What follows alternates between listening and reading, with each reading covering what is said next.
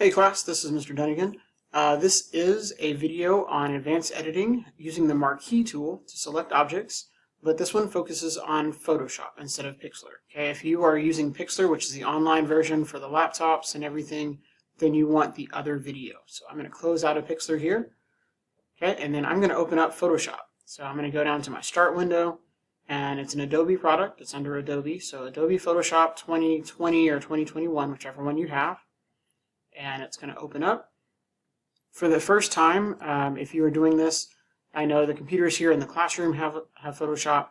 You'll have to log in using your school account, okay, for Google, and it'll work just fine. All right, so I have Photoshop open. I also need to download the attached photo. So I'm going to go ahead, click here, click on my three dots, open in a new window, and then download. I've done this previously. I'll go ahead and do it again. So it goes down there to your download tray, and then you're going to open the photo in Photoshop, okay? And we're going to use the Marquee tool to select the lens cap. So I'll do steps 2 and 3 together.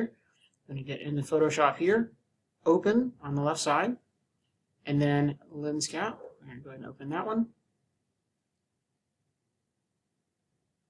It may take a few moments. There we go, awkward silence, right? Just sitting there waiting. So it's here. The Marquee tool is actually on the left side, this little tool tray here. It's the second one, usually. It's going to have dotted lines around it, and maybe it might be showing the rectangular Marquee tool. And what it's going to do is just draw that shape, okay, with dotted lines around it. Now, this is a circle item, so I'm actually going to switch this. I'm going to undo, Control Z, and I'm going to right-click and go to the elliptical Marquee tool.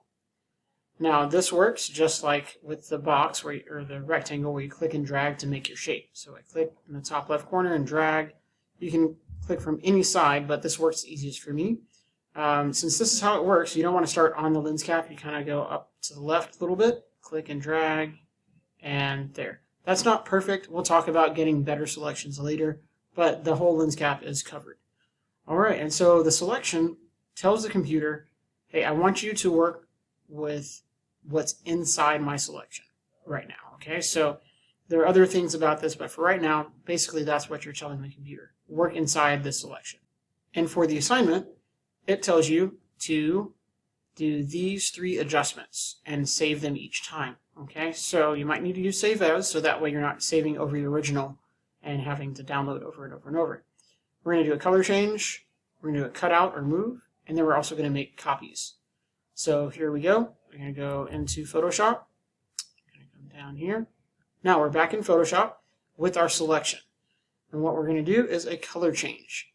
I will go to Image in the top left, Adjustments, and I can do some things here, like play around with the saturation. See what I mean here? We can kind of do this and give it some purple and kind of a yellowish tinge there, orangish tinge, lighten or darken it. All right, that's definitely a color change right there. I'm going to click on OK. That's the first one. So we're going to save this as a JPEG. Okay, so I know that we haven't talked a ton about file types, but they're very important for Photoshop. I'm going to go to File, Save As, and then Save on my computer. And I'm going to call this one Color Change. And I want to make sure it is a JPEG. Okay, so there we go. It's not a Photoshop file because there are Photoshop files as well, and those can actually be really, really large. Okay, so color change. Let's do 3, I think. It's kind of what I need. 3 is the 3rd time doing it. So then I'll just hit OK for the image quality. There we go. I'm going to undo that since it's already been saved. So Control Z. Now I'm just back to my selection. That was our color change. And we're going to go back and look to see what we've got. So we've got to do a cutout or a move. Okay, so then we'll come back here to Photoshop. And the easiest thing to do for a move is to come up to the Move tool, just right above Marquee. You're going to click and drag it. You just cut it out and moved it. Okay, so you did both. Moving on, the last thing that we need to do is we need to do clones or copies. All right, so I've got this selection. I'm back to the selection already. And I want to make sure that my layers are showing so you can kind of see this. And I click on layers on the right side, this little panel. Right now there's one layer, okay, and it's just that photo. But if I do Control C and Control V, I now have two layers. And that one is just going to be this, okay? If I hit Control V again, oh, three layers. See where I'm going here, right? So I'm going to make a bunch of these. Just put them all over the photo.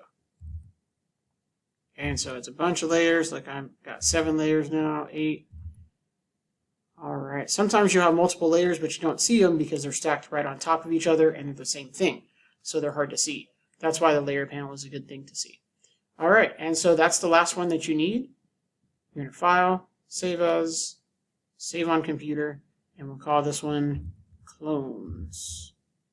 And I'll call this 2 because I've already done that. I'm going to change this to a JPEG. File type there, save, quality's fine, and done. I'm done with Photoshop now. I can close all of that out. So I'll click on my little X right here. I don't need to save the changes, and I can close out there. Now all I need to do is turn in my 3 edited images. Okay? If you have any questions, feel free to ask. Put a comment in Google Classroom or something. Log into Zoom, especially during your class session. And we can troubleshoot if we need to. Thanks for watching and have a good rest of the day.